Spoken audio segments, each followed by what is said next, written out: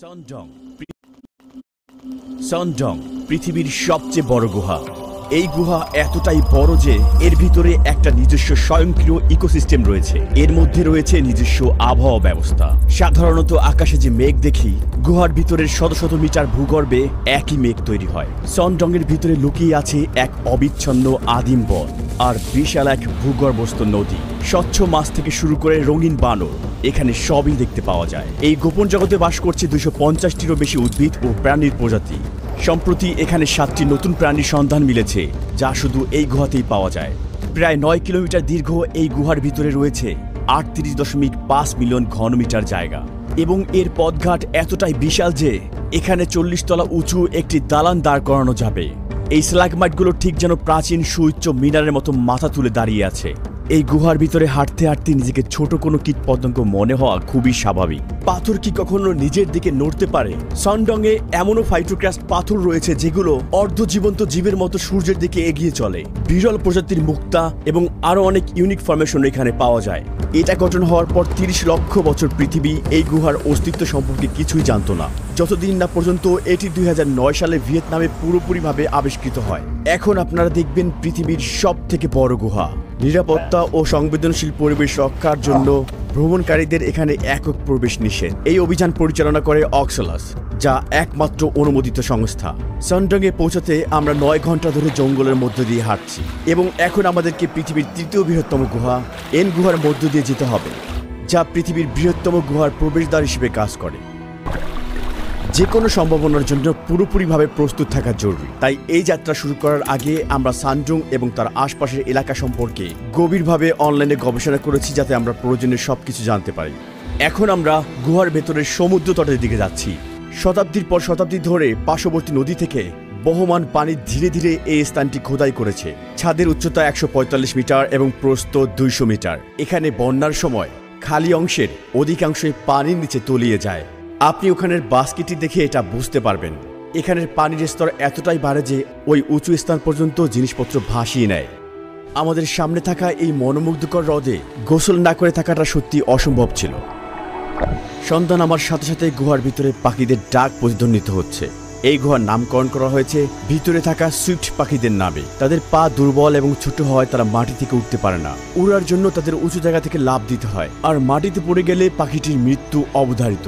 এই পাখিটির ভাগ্য খারাপ ছিল, তাই মৃত্যুবরণ করলো। সূর্যোদয়ের সঙ্গে সঙ্গে আমরা সনডং-এ যাওয়ার জন্য প্রস্তুত। যদি আমরা এই গুহাটিকে একটি পাড়ার সাথে তুলনা করি, তাহলে সনডং তুলনামূলকভাবে একটি বিশাল শহর। এখন আমরা অন্ধকারে এগিয়ে যাব। আমি ভেবে বিস্মিত হচ্ছি সনডং-এ আমাদের জন্য কি অপেক্ষা করছে। আমরা হেঁটে আগাচ্ছি আর মাটিতে থাকা পোকামাকড় লাফালাফি করছে। এখানের মাটি শত শত বছরের বাদুড়ের বিষটায় ঢেকে আছে।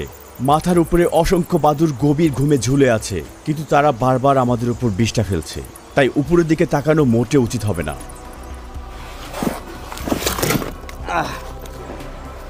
দেখুন আমার হাতের অবস্থা। আমরা ট্রাভার্টিনের মতো দেখতে ফরমেশনগুলোর পাশ দিয়ে যাচ্ছি। চুনাপাথরের সিঁড়ি আমাদেরকে সনডং-এ পৌঁছানোর পথে নিয়ে যাবে। ওয়াও, এখানের দৃশ্যটা সত্যি অসাধারণ। দুই পাশ থেকে কিছু পানি নিচে বয়ে আসছে। এনকেপ আমাদেরকে গভীর জঙ্গলে স্বাগত জানিয়েছিল, আর এখন সনডং-এর সঙ্গে সাক্ষাৎ করার পালা। দেখতে পাচ্ছেন, এটা ধীরে ধীরে আমার দিকে এগিয়ে আসছে, আর এটা জানে কোথায় আটকে থাকতে হবে। ও, এটা অনেক বড়। যে মাটিতে আমরা হাঁটছি তার নিচে 450 মিলিয়ন বছরের পুরনো চুনাপাথরের ফরমেশন রয়েছে, যা মানুষের অস্তিত্বের বহু আগে, এমনকি ডাইনোসরের অনেক আগে গঠিত হতে শুরু হয়েছিল।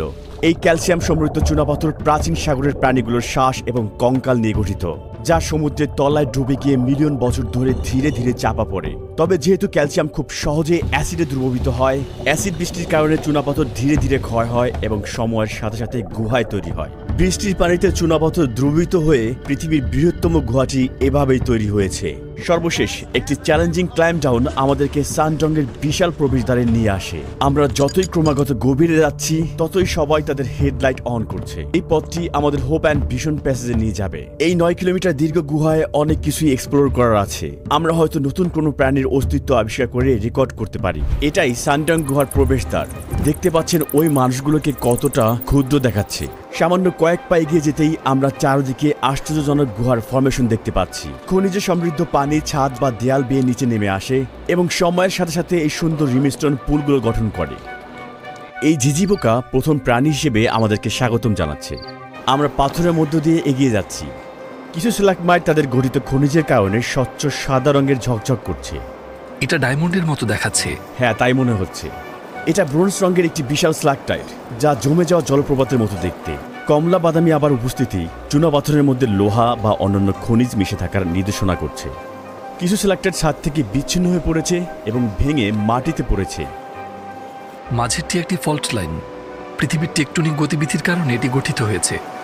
শুধুমাত্র পানি ক্ষয়ের মাধ্যমেই সানডংয়ের এই বিশাল আকার তৈরি হয়নি, বরং টেকটনিক প্লেটগুলোর গতিবিধির কারণে তৈরি ফাটলগুলো পানি প্রবাহ করে আরও গভীরে যাওয়ার পথ তৈরি করে দিয়েছে। গুহার এই অংশে একটি বিশাল নদী রয়েছে। এখানে পড়ে গেলে সাঁতার কাটতে পারবেন না। এখানে পানির স্রোত খুব বেশি। এখানকার অনেক নদী ভারী বৃষ্টি থেকে পানি পায়, তেমন একটি বড় এবং দ্রুত স্রোতের নদী এটি। এটা এখানে কিভাবে জন্ম নিল? আমরা তো গুহার বেশ গভীরে আছি, আর এখানে তো কোনো সূর্যের আলোও নেই। ভারী বন্যা মাটি এবং গাছের ডাল গুহার ভেতরে ভাসিয়ে নিয়ে আসতে পারে, তাই আমরা এখানে একটি অঙ্কুরিত বীজ দেখতে পাচ্ছি। দুঃখের বিষয়, সূর্যের আলো ছাড়া এটা বেশি দিন বাঁচতে পারবে না। বন্যা তার সাথে করে বীজ নিয়ে এসেছে। অন্ধকার এবং আর্দ্রতা পাওয়ায় মাশরুমগুলো এখানে জন্মেছে। ঠিক গতকালই জল এখানে পর্যন্ত উঠে এসেছিল, সঙ্গে করে অনেক কাদা বয়ে এনেছে। এখানে খুব সাম্প্রতিক বন্যা হয়েছে এবং তার ছাপও রয়েছে, এবং বন্যার চিহ্ন এখানে খুবই স্পষ্ট। আমরা এখন হোপ অ্যান্ড ভিশন প্যাসেজে পৌঁছেছি। এটা গুহার সবচেয়ে বড় অংশ। আমরা পৃথিবীর সবচেয়ে বড় স্ট্যালাগমাইটের পাশে দাঁড়িয়ে আছি। এর উচ্চতা ৮০ মিটার। ছাদ থেকে পানি ঝরে এই খনিজগুলোর মাটিতে জমা হতে গড়ে ৮ লক্ষ বছর সময় লেগেছে, এবং ধীরে ধীরে এই বিশাল স্তম্ভাকার স্ট্যালাগমাইট তৈরি হয়েছে। এটি এত বড় হয়েছে কারণ এটি গুহার এমন একটি অংশে বেড়ে উঠেছে যেখানে ছাদটি প্রায় ১৭০ মিটার উঁচু এবং ১৩০ মিটারের বেশি চওড়া। তাই গুহার এই অংশটি একটি ৪০ তলা আকাশচুম্বী ভবন ফিট করার মতো বড়। এমনকি একটি ডাবল ডেকার বিমানও এর মধ্য দিয়ে উঠতে পারে। সামনে অনেক দূরের প্রথম দোলনের দিক থেকে আলো আসতে দেখা যাচ্ছে। ওটাই আমাদের গন্তব্য। মাটির উপর সাদা মেঘের মতো দাগ দেখতে পাচ্ছি। এটা কি? মাকড়সার জাল। যখন কোনো প্রকার আটকে পড়ার কম্পন অনুভূত হয়, মাকড়সাটি তখন বেরিয়ে আসে, শিকারীকে কামড়ে ফ্যানলে নিয়ে তারপরে খায়। এগুলো হলো বালুর টাওয়ার। যখন উপর থেকে পানি পড়ে, পাথরের নিচের অংশগুলো সুরক্ষিত থাকে আর আশপাশের অংশগুলো ক্ষয় হয়, এবং পরিশেষে এগুলো দেখতে টাওয়ারের মতো তৈরি হয়। এটা দেখতে অনেকটা ছোট্ট একটি শহরের মতো। ভালো করে তাকালে দেখতে পাবেন ওই পাথরের চূড়ায় একটি ছেলে দাঁড়িয়ে আছে। দূরে আমাদের টিমের সদস্য এখন ৬০ মিটার দীর্ঘ একটি স্ট্যালাগমাইটের উপর দাঁড়িয়ে আছে। আমরা গুহার ভিতরে ৩ কিলোমিটার এগিয়ে এসেছি। এটা আমাদের ক্যাম্পিং সাইট। কল্পনা করুন এখানে শুয়ে আপনি দৃশ্য দেখছেন। এখান থেকে আপনি আংশিকভাবে প্রথম ডোলাইন দেখতে পাবেন। এটা গুহা থেকে বের হওয়ার রাস্তা মনে হলেও আসলে তা নয়। এটি গুহাতে থাকা ২টি ডোলাইনের প্রথমটি, আর এখান থেকে জিনিসগুলো আরও অবিশ্বাস্য হতে চলেছে। গুহার বাইরের এবং ভিতরের তাপমাত্রার পার্থক্যের কারণে কুয়াশা সৃষ্টি হয়েছে। এই কুয়াশার পিছনে থাকা এলাকাটি ডায়নোসর থেকে সাবধান নামে পরিচিত। আমরা আগামীকাল সেই স্থানটি অনুসন্ধান করব, আর এখন বিশ্রাম নেয়ার সময়। এখন আমরা ১ নম্বর দোলনে যাচ্ছি। আশা করি আজ আমরা অনেক কিছু দেখতে চলেছি।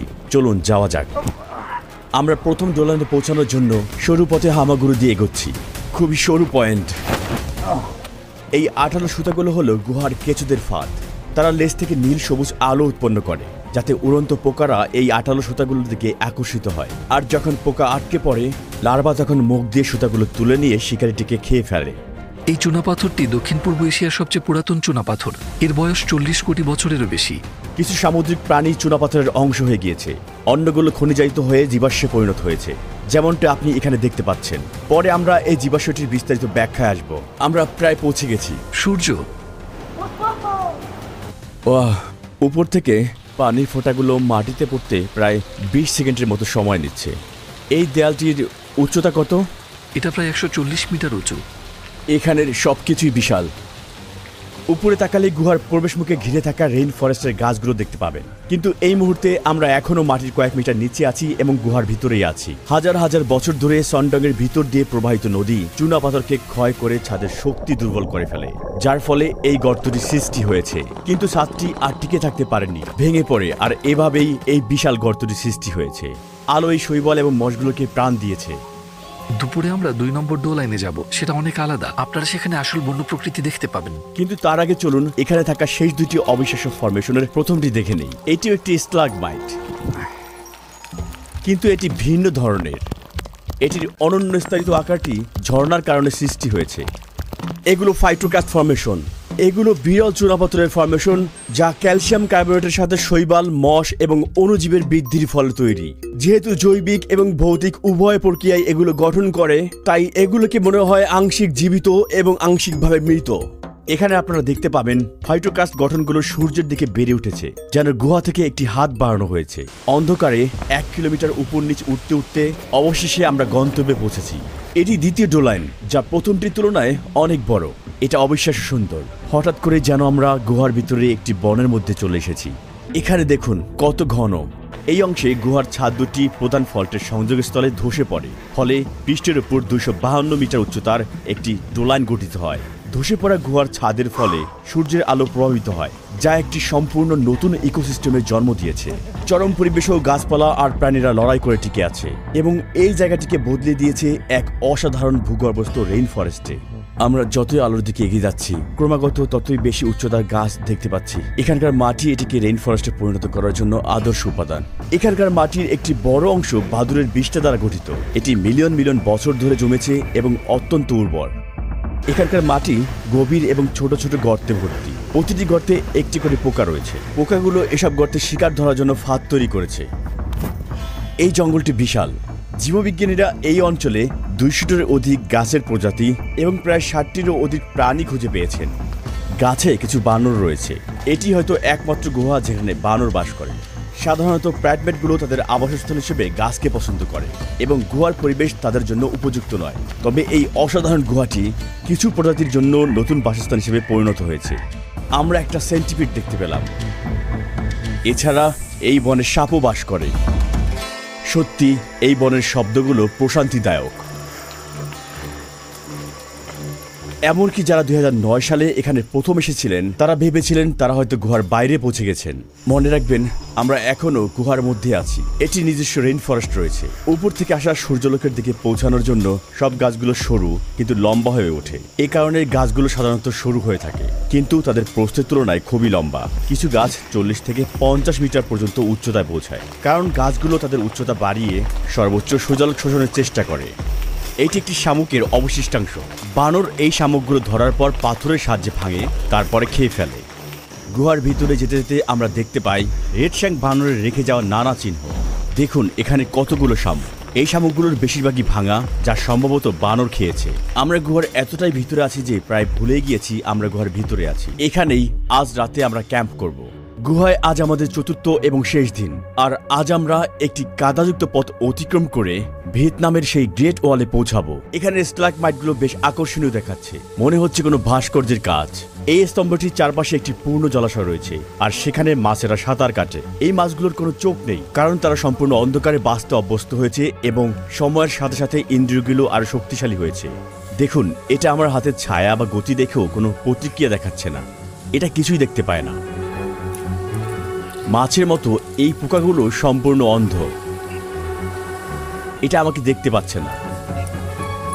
এই দুর্লভ ফরমেশনগুলোকে বলা হয় গুহার মুক্তা। সাধারণত এগুলোর ব্যাস 1 সেন্টিমিটার হয়, কিন্তু এখানে যেহেতু এগুলো অনেক পুরাতন, তাই কিছু মুক্তা টেনিস বলের মতো বড় আকারের। সত্যিকারের মুক্তার মতো এগুলো ক্ষুদ্র কণার মতো নিউক্লিয়াসের চারপাশে গঠিত হয়। যেমন বালির কণা, এবং সময়ের সঙ্গে সঙ্গে খনিজের স্তর ধীরে ধীরে গঠিত হয় এবং সম্পূর্ণরূপে গঠিত হতে কয়েকশো বছর সময় লাগে। গুহার আরো গভীরে যেতে যেতে আমাদের কিছু অপ্রত্যাশিত জিনিস নজরে পড়ে। এগুলো হরিণের হাড়, অনুমান করা হয় যা প্রায় 500 বছরের পুরনো। সর্বশেষ চ্যালেঞ্জ আমাদের সামনে অপেক্ষা করছে। 80 মিটার উঁচু একটি কার্স্ট দেয়াল, যার নাম গ্রেট ওয়াল অফ ভিয়েতনাম। আর সেখানে পৌঁছানোর জন্য আমাদের 600 মিটার দীর্ঘ প্যাসচেন্টেল প্যাসেজও পার হতে হবে। প্যাসেজটি সম্পূর্ণ পানিতে পূর্ণ এবং মনোমুগ্ধকর জেড গ্রিন লেকে পরিণত হয়েছে। এটা এতটাই উঁচু যে আলো উপরের চূড়া পর্যন্ত পৌঁছায় না। এই দেয়ালটা পার হওয়া মাত্রই 500 মিটার দূর থেকে বের হওয়ার আলো দেখা যাচ্ছে। আমরা পৃথিবীর সবচেয়ে বড় গুহা সন্ডংয়ের এক প্রান্ত থেকে অন্য প্রান্ত আবিষ্কার করেছি, কিন্তু চতুর্থ দিন অনুসন্ধানের পরেও সন্ডংয়ে দেখা সে জীবাশ্মটি কোন প্রাচীন প্রাণীর ছিল সেটির রহস্য অজানা। আমরা এখন অপেরা ব্রাউজার ওপেন করেছি।